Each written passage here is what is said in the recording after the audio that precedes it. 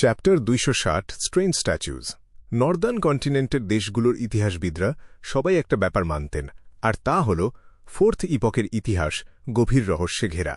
সেই সময়টায় আসলে কি ঘটেছিল সেটা বলা একরকম অসম্ভব ছিল। ইতিহাসের পাতায় এই সময়কার অনেক কিছুই হারিয়ে গেছে, আর যা আছে তা ভীষণ অস্পষ্ট। এই সময়টাকে ভালোভাবে বোঝার জন্য যতটুকু প্রাচীন শহর, সমাধি বা সাহিত্য মাটির নিচ থেকে খুঁড়ে বের করার দরকার ছিল তার পরিমাণ খুবই সামান্য।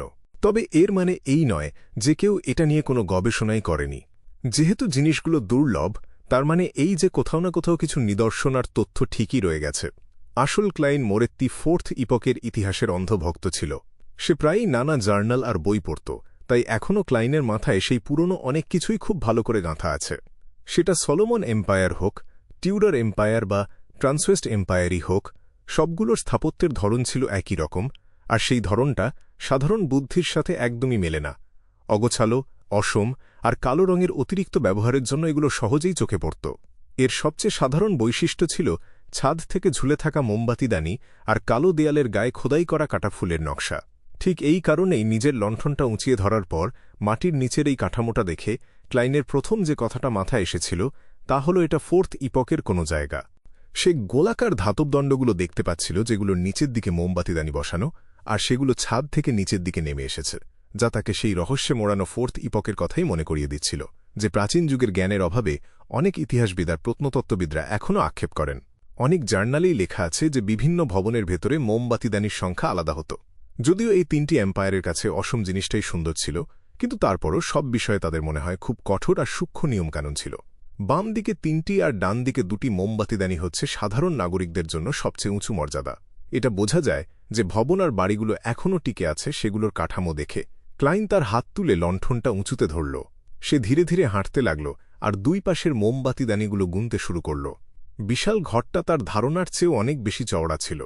সে অন্তত 100 মিটার হাঁটার পর দেখতে পেল মাটি থেকে আধ মিটার উঁচুতে একটা প্ল্যাটফর্ম বানানো আছে। ঠিক তখনই সে সেই পুরো দেয়ালটা দেখতে পেল যেটা দিয়ে এই বিশাল ঘরটা শেষ হয়েছে। বাম দিকে 41টা উল্টো মোমবাতিদানি আর ডান দিকে 40টা। এটা তো একটু বেশিই বাড়াবাড়ি মনে হচ্ছে। এটা আসলে ঠিক কোন পর্যায়ের আভিজাত্য? প্রচণ্ড ক্ষমতাশালী কোনো অভিজাত পরিবার, দীর্ঘশ্বাস, অ্যান্টিগোনাস আর জারাটুল পরিবার। সবাই তো ফোর্থ ইপকের অভিজাত ছিল। এরা একই সাথে ভীষণ শক্তিশালী আর ভয়ঙ্কর বিয়ন্ডার পরিবারও ছিল। অন্য অভিজাত পরিবারগুলোও হয়তো এমনটাই হওয়ার কথা। হাতে লণ্ঠনটা ধরে ক্লাইন সামনের দিকে এগিয়ে গেল।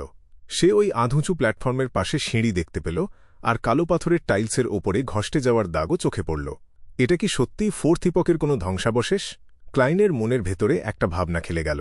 তার তীক্ষ্ণ দৃষ্টি আর লণ্ঠনের আলোয় সে দেখতে পেল মাটি থেকে আধ মিটার উঁচু সেই প্ল্যাটফর্মের ওপরে 2টো লোহার মতো কালো রঙের আসন রাখা আছে। বিশাল আর প্রাচীন এই আসনগুলোর নিচের অন্য আসনগুলোর দিকে নজর রাখছিল। সেখানে 2টো আসন ছিল। দুটো কেন থাকবে? এই ঘরের নকশা অনুযায়ী এখানকার আসনটা সবচেয়ে ক্ষমতাশালী আর কর্তৃত্ববান মানুষের বসার কথা, কিন্তু এখানে এমন আসন 2টো কেন? সমান শক্তির 2জন ক্ষমতাশালী অভিজাত, 2জন কাউন্ট, 2জন ডিউক, নাকি 2জন প্রিন্স? ক্লাইনের ধীরে ধীরে মনে হতে লাগল যে ইতিহাস নিয়ে তার জ্ঞান আসলে একেবারেই যথেষ্ট নয়। তার খুব ভালো করেই মনে আছে অনেক জার্নালে লেখা ছিল যে সলোমন, টিউডর আর ট্রান্সওয়েস্ট এই 3টি এম্পায়ারে পদের একটা কঠোর নিয়ম ছিল। এই তত্ত্ব অনুযায়ী একই দলের ভেতরে সমান মর্যাদার 2জন নেতা থাকার কথা নয়। কি অদ্ভুত! ক্লাইন বিড়বিড় করে বলল সে চাচ্ছিল কথাটা মিস বডিগার্ড শুনুক। এর মাঝে অদ্ভুত কি আছে? তার পেছন থেকে হঠাৎ করে একটা অপার্থিব কণ্ঠস্বর ভেসে এল। এই বিশাল, অন্ধকার, ফাঁকা আর নিস্তব্ধ প্রাচীন ঘরে এমন একটা গলা শুনতে ভীষণ ভয়ঙ্কর লাগছিল। ক্লাইনের মুখের পেশি সামান্য কেঁপে উঠল। তারপর সে তাকে নিজের দেখা বৈশিষ্ট্য, ইতিহাসের জ্ঞান আর বিভ্রান্তিকর জায়গাগুলো খুলে বলল। সবশেষে সে আরও বলল, এখানকার বাতাস চলাচলের ব্যবস্থা খুব ভালো। আমার মনে হচ্ছে এখানে অন্য কোনো ঢোকার রাস্তাও আছে কিনা। মিস বডিগার্ড, যে কিনা অন্ধকারের সাথে প্রায় মিশেই গিয়েছিল, চুপচাপ সব শুনে ক্লাইনের দিকে একটা তীক্ষ্ণ দৃষ্টিতে তাকাল। তুমি এত কিছু কি করে জানো? কারণ আমি বিশ্ববিদ্যালয়ের ইতিহাস বিভাগের ছাত্র ছিলাম। ক্লাইন মনে মনে গালমন্দ করল, তারপর একটু হাসল। আমি যদি গোয়েন্দা হওয়ার পথ না বেছে নিতাম তাহলে হয়তো এতদিনে একজন পরিশ্রমী তরুণ ইতিহাসবিদ হয়ে যেতাম। মিস বডিগার্ড কোনো উত্তর দিল না, আর সে অদৃশ্য হয়ে গেল না, বরং সে ভাসতে ভাসতে প্রথমেই প্ল্যাটফর্মের ওপরে চলে গেল। হাতে লণ্ঠন নিয়ে ক্লাইনও জলদি তাকে অনুসরণ করল আর আবিষ্কার করল যে প্ল্যাটফর্মটা আসলেই অনেক বড়।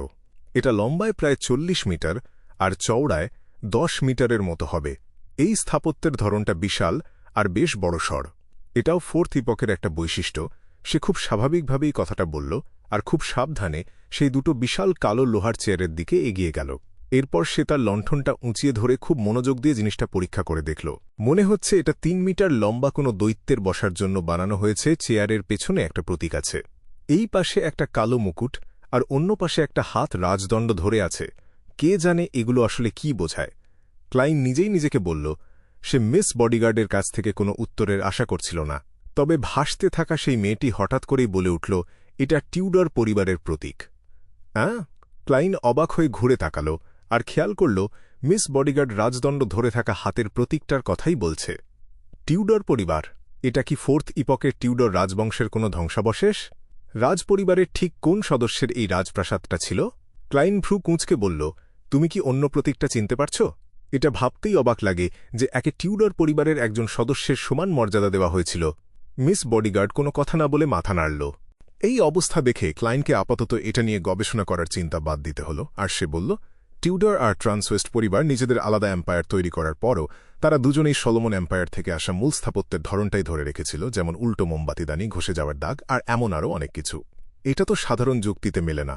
আমি যদি সম্রাট হতাম আর আমাকে যদি অনেক কিছু বাধ্য হয়ে মেনে নিতেও হতো, তারপরও আমি নিজের আলাদা একটা পরিচয় রাখার জন্য নিশ্চয়ই কিছু পরিবর্তন করতাম। এর মানে কি এই 3টি এম্পায়ারের মাঝে এমন কোনো গোপন সম্পর্ক আছে যা কখনো বদলায় না? সে অনুমান করল যে সলোমন, টিউডর আর ট্রান্সওয়েস্ট পরিবারগুলো কালো সম্রাট ব্যবহার করত, যেটা ছিল আসলে লয়ার পাথওয়ে। এই অভিনয়ের জন্য তাদের একই রকম ধরন দরকার ছিল।